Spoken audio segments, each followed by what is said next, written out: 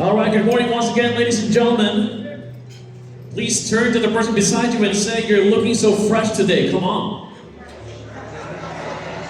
Everybody's looking great, looking so fresh this morning. Good morning, ladies and gentlemen. My name is Johan Enriquez, and I shall be your host / facilitator for today's press con. And once again, welcome to the Maynila Ballroom and to the Flores de Mayo, Dalisay at Halimuya press conference. Give yourselves a big round of applause for being here today. Yes, and as we're moving forward, we'd like to acknowledge the presence of some very special people in our midst today. So we would like to acknowledge the presence of our senior designers, beginning with Rene Salud, Albert Andrada, Tony Galang, Glenn Lopez, and Lito Perez. And at the same time, we are acknowledging the presence of the FDAP designers, beginning with Ramil Estrope, Daniel Manila, Arhon Macaraig, Ho Alidio, Follow Christ by Armand Zaris Manapa, Nomer Serpito, James O'Brien, Peña Florida Atelier, North Ortiz, Joel Rosales, there he is, Dennis Sayat. Then we move on to Jerome Navarro. Hello, sir. Jean Villamayor. There she is. Avery John Palad. Adam Balasa. Danica Damo. Samantha Oliva. Maricris de la Peña. Simon Ariel Vasquez. Ace Vergara. And Kathy Capistrano. And to our media partners, press partners, and media for today, welcome and thank you for joining us this morning. So as we are beginning our program today, may we request everyone to please rise for the singing of the Philippine National Anthem, to be followed by the invocation.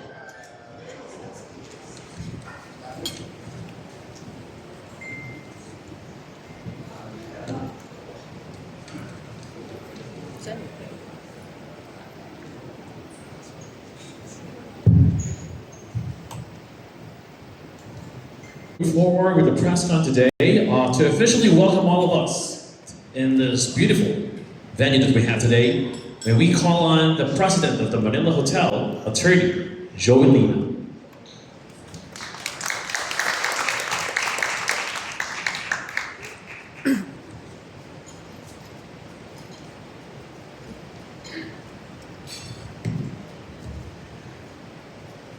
Sa ating putihing unang lungsod, God first, Mayor Isko Moreno Dumagoso. Palakpakan po natin ang ating putihing mayor. Ang chairman ng FDAP, Fashion Designers Association of the Philippines, si Ramil Estrope. Palakpakan po natin. At ang overall director ng ating Flores de Mayo 2026, Dalisay at Halimuya, ating kaibigan Director Raymond Villanueva. Ang pinuno ng DTCAM, Department of Tourism, Culture and Arts of Manila, Crystal Bagatsing. Palakpakan po natin. Si Councilor Sarkal, palakpakan po natin. Mga kinatawanan ng Philippine National Police at sa ating mga iba pang opisyales ng City of Manila na nandito, sa ating mga designers, sa veterans at saka sa iba pang designers, sa inyo lahat, maganda at makadiyos na umaga aking bati. maikli lang po itong welcome remarks na ito. Alam po ninyo, may isang haligi rito sa Manila Hotel, sa akin na yon. Kasi magdadalawang taon na akong presidente ng Manila Hotel. At mainit namin kayong tinatanggap dito sa Maynila Ballroom, isang makasaysayang lugar dito sa Manila Hotel. Bagamat ang buong hotel ay makasaysayan, 114 years old na po ito, Manila Hotel. Pero itong Maynila Ballroom ay disenyo mismo ng national artist Leandro Locsin. Kaya wala po kayong makikita gasing iconic ng Maynila Ballroom. Ito lang po ang katangi-tangi. God first. That's the first impression that I got from Mayor Isko, to tell you the truth. When we met for the first time here at the Manila Hotel, you were our guest and you expressed your belief in God, God first. That's why itong ating Flores de Mayo ay magbibigay ng parangal sa ina ng Diyos. At ang ano man ang ating denomination, hindi natin maitatanggi na ang ina ng Diyos ay napakahalaga sa ating buhay. Kaya nga tinawag ina ng Diyos. Bagamat siya ay tao, hindi natin siya hindi talaga natin siya dinidiyos. But siya ang ina ni Jesus, at si Jesus ay Diyos. Jesus is Lord. Kaya malaking bahagi ng ating buhay bilang Kristiyano, ang ina ng Diyos. Si Maria, ang Birheng Maria. At siya nabibigyan natin ng parangal. Sa Flores de Mayo, mag-aalay ng bulaklak sa Kanya bilang pagbibigay halaga sa kahalagahan ng ating ina ng Diyos. At mapalad tayo na ang ating butihing mayor at ang kanyang may bahay, dining, ay siyang ating magiging hermano at hermana mayor. Palakpakan natin. At kabilang pa ang kanilang mga anak. Bilang patunay ng kanilang taus-pusong pakikisa dito sa ating cultural event na ating inaasahan na magiging malaking cultural event muli dito sa City of Manila, sapagkat nagsimula ito 1979 sa City of Manila sa pangunguna na rin ng Congregasyon de Santo Niño, panghaba Santissimo de Nombre de gano'n na nga. Ang haba kasi. Sila Ben Parales, Rene, were you part of that? No? You're still part of that. Tony, were you part of that? Tony, si Tony gumagawa na aking barong Tagalog. Libre. Hindi na. Hindi, may kaunti. So, talagang pagagandahin natin, Mayor, talagang pag-uusayan natin ang Armed Forces of the Philippines, kasama na rito. Ang Philippine National Police, ang kasama rito. Kapag hahawak na arko, mga kadete ng Army, ng Navy, at saka ng Air Force. In their resplendent uniform. Talagang spectacle ito, Mayor. Nakita mo naman yung arko. I-edit lang na kaunti. Medyo mabigat yata. Baka hindi makaya ng mga members ng Armed Forces. At talaga sa Facebook, sa traditional media, social media, pinopromote natin, Mayor, ito. At nag-iimbita tayo ng mga mamamayan, hindi lang ng lungsod ng Maynila, kundi karating po na pagmasdan itong makasaysayang pagbabalik ng Flores de Mayo dito sa lungsod ng Maynila. Sabi ko nga doon sa video, inviting the people to come on May 3, 2026, sa harap ng Manila Hotel, magsisimula at iikot sa karating na kalsada. So mabuhay ang Flores de Mayo, mabuhay ang mga designers, at higit sa lahat, mabuhay ang lungsod ng Maynila at ang ating mahal na inang Birhen. Maraming salamat po. Mainit na pagtanggap sa inyo lahat dito sa Maynila Ballroom ng Manila Hotel. Maraming salamat po, Mr. President of the Manila Hotel, Attorney Joel Lino. Another round of applause for Mr. Joel Lino, please. Thank you so much, sir, for getting us even more excited for May 3 sa nalalapit na Flores de Mayo. So without any further ado, we shall now proceed to the press con proper.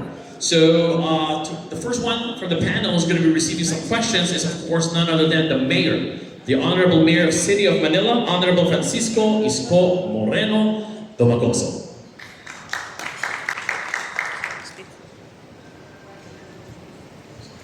Okay, so the floor is now open for the press guys to answer questions. Okay, so Mayor Isko, you may stay there po. Yeah.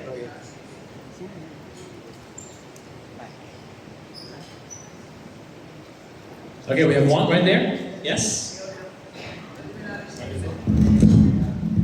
Okay, so let's hear it first from Honorable Mayor Isko Moreno first before we move forward to the questions.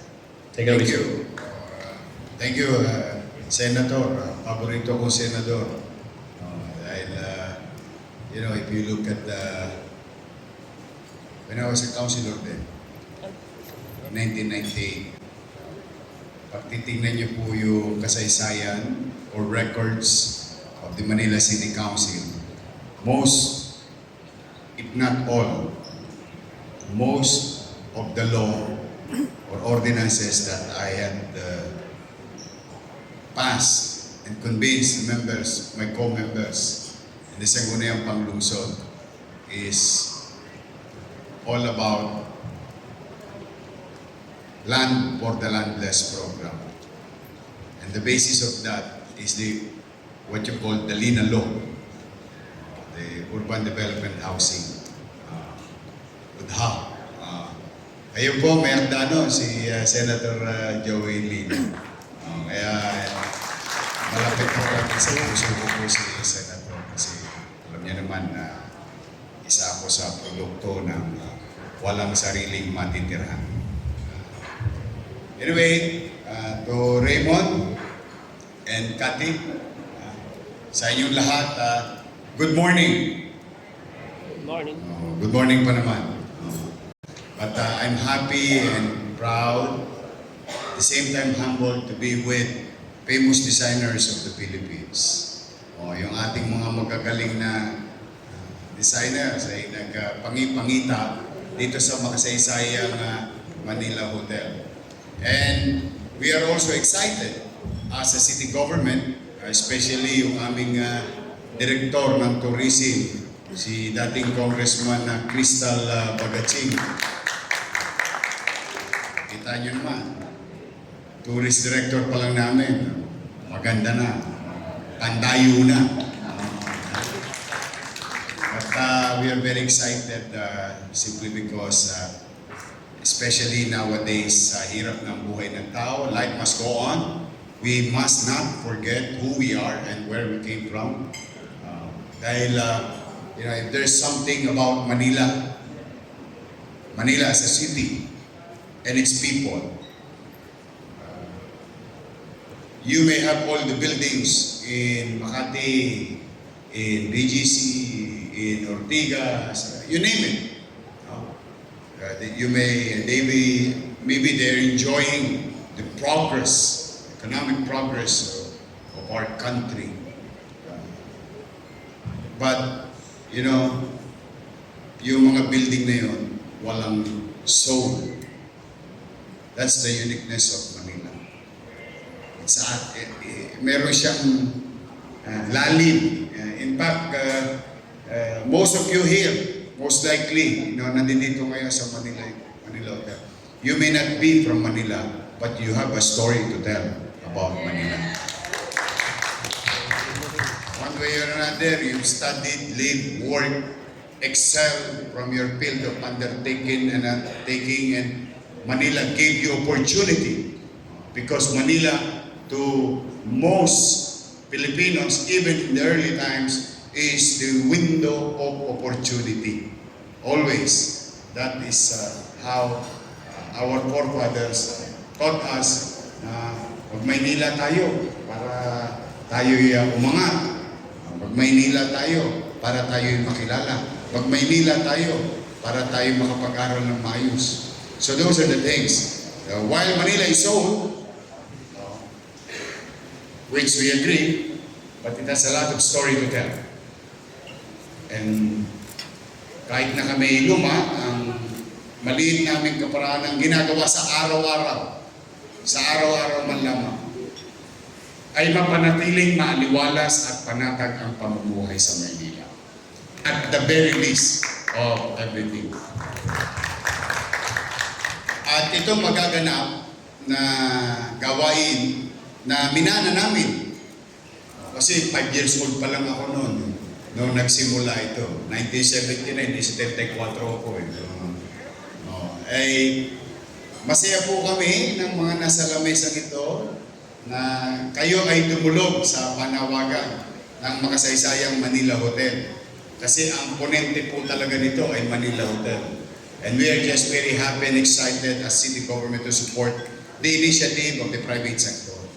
Natutuwa kami na itong pamanang ito ay muling bubuhayin sa isip, puso't damdamin ng aming mga mamamayan at ng mga taong dumadako sa aming lungsod, bumibisita. Kaya po, ngayon pa man lang, pinagpapauna ko na ang taus-pusong pasasalamat ng mga taga-lungsod ng Maynila.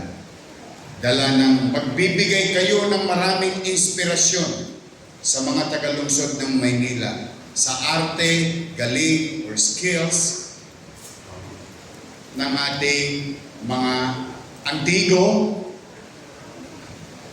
talaga, pamana eh. Ating mga antigong magagaling, katamtaman, at mga baguhan na designer para sa next generation. Kanina lang nagulat ako eh. Yung bestida, anong tawag doon? Yung terno. Nakita ko yung sinsin ng ano. Kita mo to. Ang hirap gawin ito.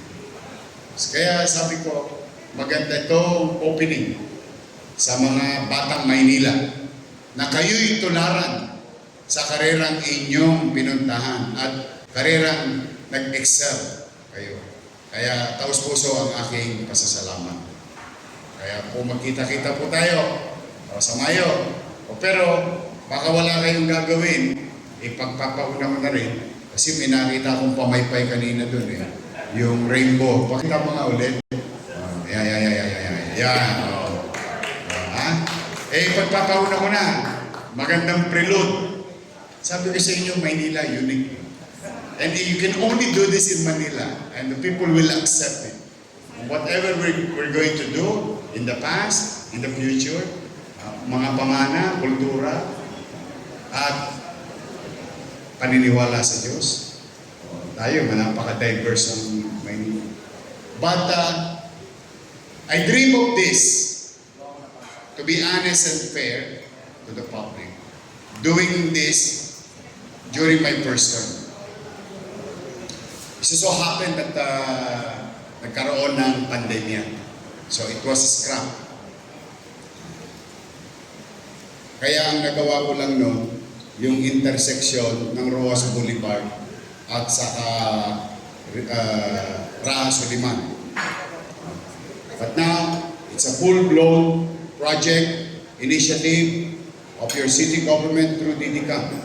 Sa Sabado, pag wala kayong gagawin, baka gusto yung rumampa, sumama kayo sa amin. The first Manila Summer Pride March in the city. It's gonna start here, in the area, and all the way to Remedios Circle in Malate. So, pag wala kayong mga gagawin, mga akla, ganun. Kasi talaga sa totoo, gigil na gigil ako rito kasi because the policy of the city, basta hanggat nandiyan ako sa Maynila, walang mahirap, walang middle class, walang mayaman. Walang bakla, walang tomboy, walang lalaki, walang babae. Lahat pantay-pantay sa pananaw ng pamahalaan ng lungsod ng Maynila.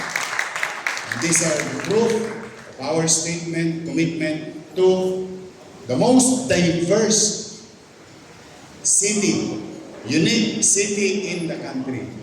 Mga Diyos, may takot si Diyos. Ang mamamayan, may paggalang sa kapwa. May pag-unawa sa mamamayan at komunidad. So muli, maraming salamat. See you sa Flores de Mayo. At huwag niyo kakalimutan, Dalisay at Halimuya. Magandang umaga po't pagpalainawa kayo ng po Manila. Of course. God first. Thank you. Maraming salamat.